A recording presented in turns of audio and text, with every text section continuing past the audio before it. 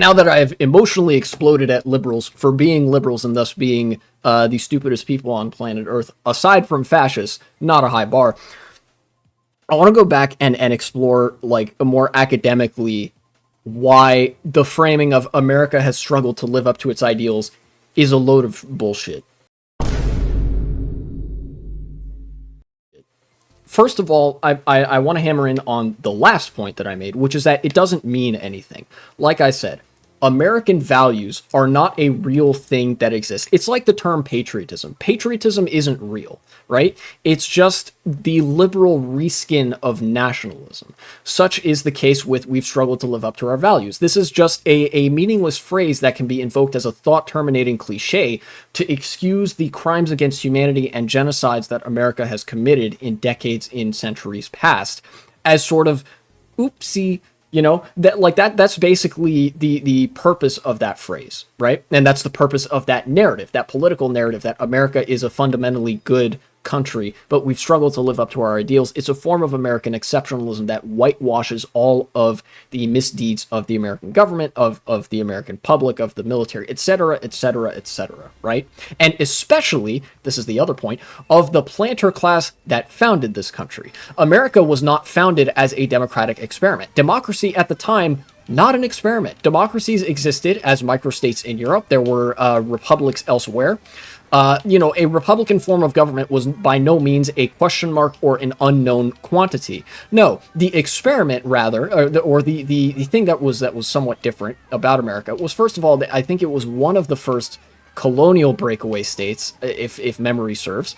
But then also, the class dynamic in America was more straightforwardly capitalist than the emerging capitalism of Europe at the time.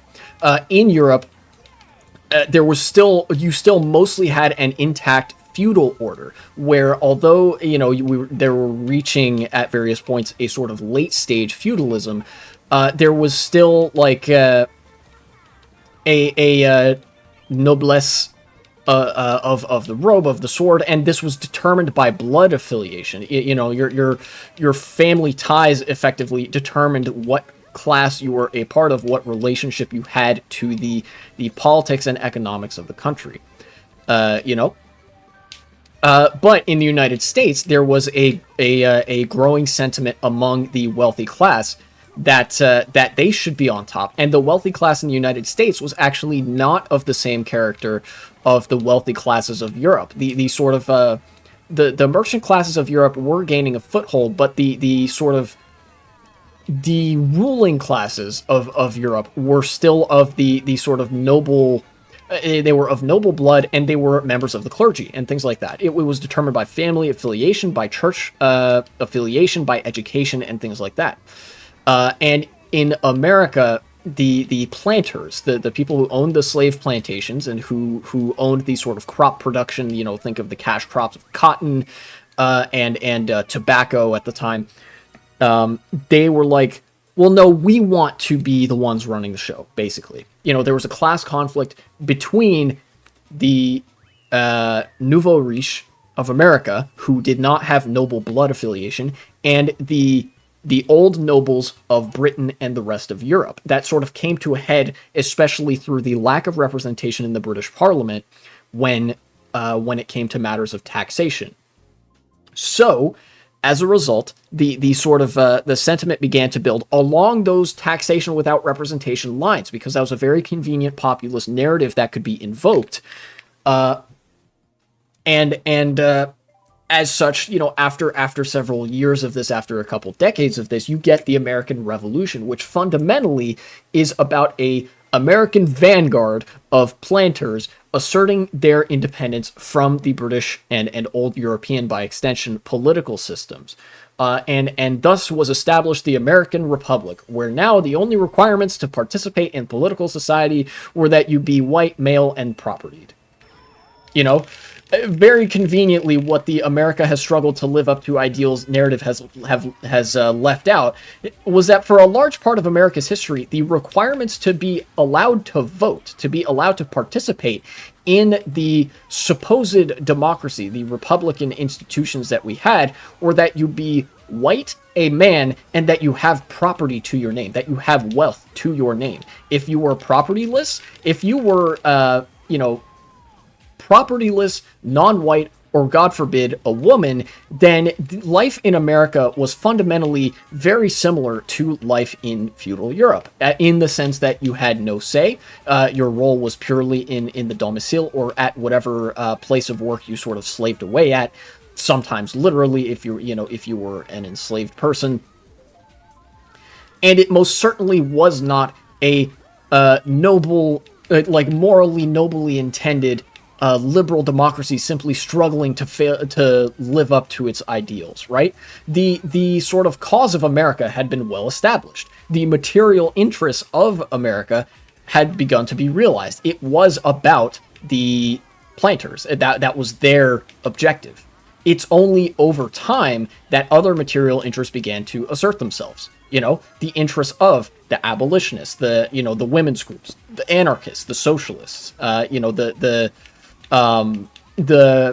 in very later parts, the American Indians and stuff like that, to whatever extent they could, right?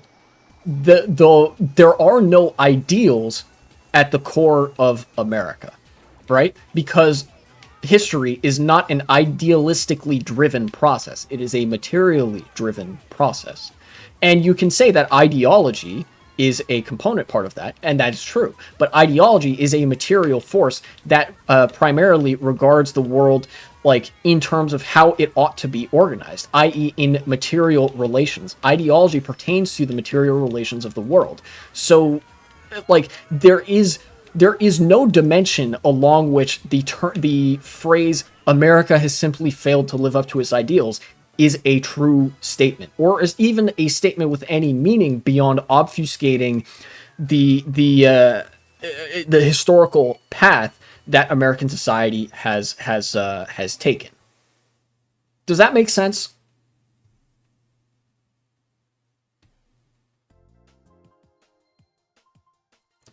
Basically, I'm calling this is a more academic and well-reasoned way of me saying that liberals are stupid and fundamentally don't understand the processes that drive history or the incentives at play in any major point in American history when they say things like, America has simply failed to live up to its ideals. It's a good country. There are no good countries, because countries serve the propertied class interest. That's what a nation state is meant to do.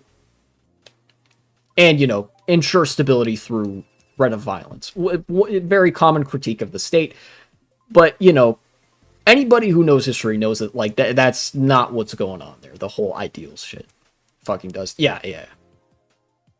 It'd be like if I said that, again, I will go back to what I invoked at the start of this more academic teardown, which is that imagine if you were to go to another country, Russia, let's say, Germany, German values, Russian values. That's some shit that you would expect to hear out of the mouth of an AfD politician or out of Vladimir Putin as they justify ethnic discrimination and sort of anti-immigrant policymaking or even internment camp. These people are incompatible with our German values, with our Russian values. Oh, that's not in keeping with our American values. It doesn't matter if you're saying this nominally as an argument against fascism, that's still fascism.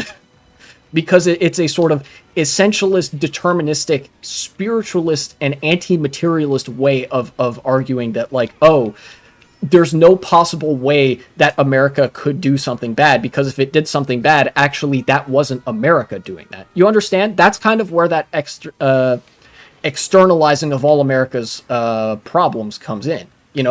By saying America failed to live up to its ideals, you are imagining, people are imagining that America at some point had, a truly morally white core, in terms of, yin and yang, black and white, whatever. that it ever, like, was trying to live up to. That's just not how this works. You know? But I think I've harped on that long enough. Certainly, any of the conservatives in my audience aren't going to be convinced by that because they're brainlets, and I use several, like, $5 words in that analysis. This is mostly meant for the ears of liberals with, I don't know, some capacity for critical thought, maybe. You know, it certainly does. I'm not making any friends by the fact that I called liberals stupid, but again, this is meant to communicate also how little respect I have for that viewpoint and the sort of dangerous places that it leads. You know? That's going to be a very, like, eclectic... is that the right word? Eclectic? Maybe more eccentric segment. I don't know how, like... again, don't know how wide of an appeal that's going to have. But I think that, like, this is, if nothing else, this is valuable academic analysis. And I think it can help to sort of break down the barriers to understanding American politics. Because American exceptionalism comes very, very deeply baked in to the American education system.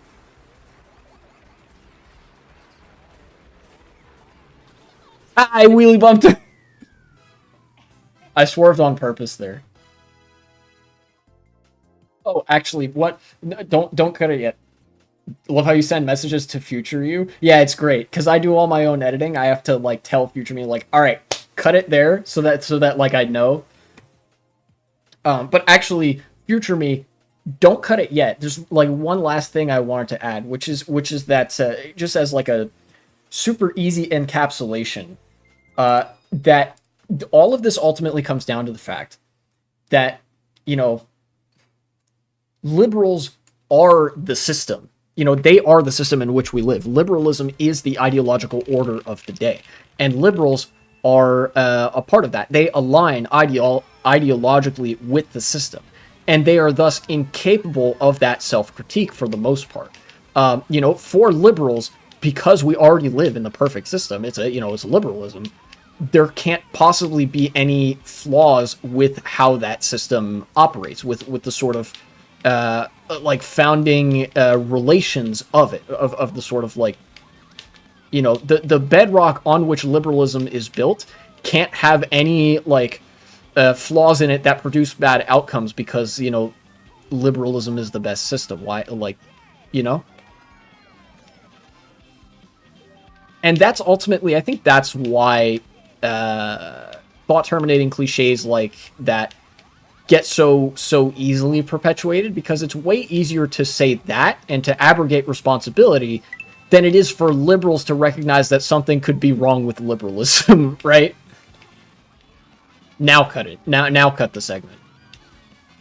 Just a little bit more of that analysis about it being sort of an externalizing force. Thanks for watching, and support the channel if you would be so kind.